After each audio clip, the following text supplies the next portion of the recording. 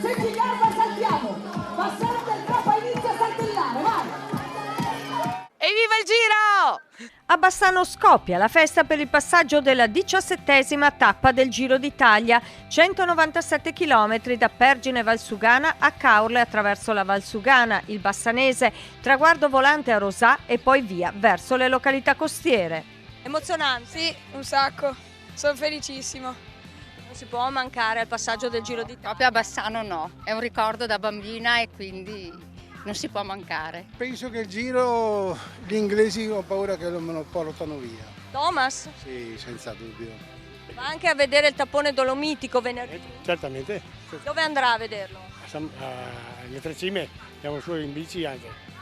Da dove arriva lei? Io arrivo da Valdagno, In bicicletta? in bicicletta, anche lei. Anche la signora in bicicletta? Sì, sì. Si aspetta il Giro. Sì, per adesso sì. Esatto, soprattutto la carovana. Il Giro è quello di quest'anno.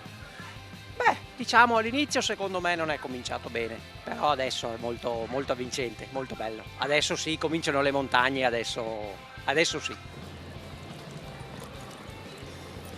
E poi c'è un bassanese da tifare al Giro, quel Marco Frigo che tanto ha fatto sognare domenica a Bergamo. Eh sì, Marco Frigo, veramente una grande sorpresa quest'anno per il ciclismo, specialmente bassanese. Un giovane che veramente ha dimostrato di essere forte.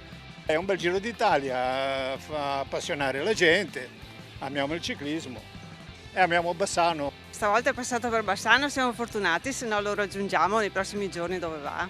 Il bassanese abbraccia i corridori del Giro in rosa e suggella ancora una volta il legame di questo territorio con il mondo del ciclismo. Dai, dai!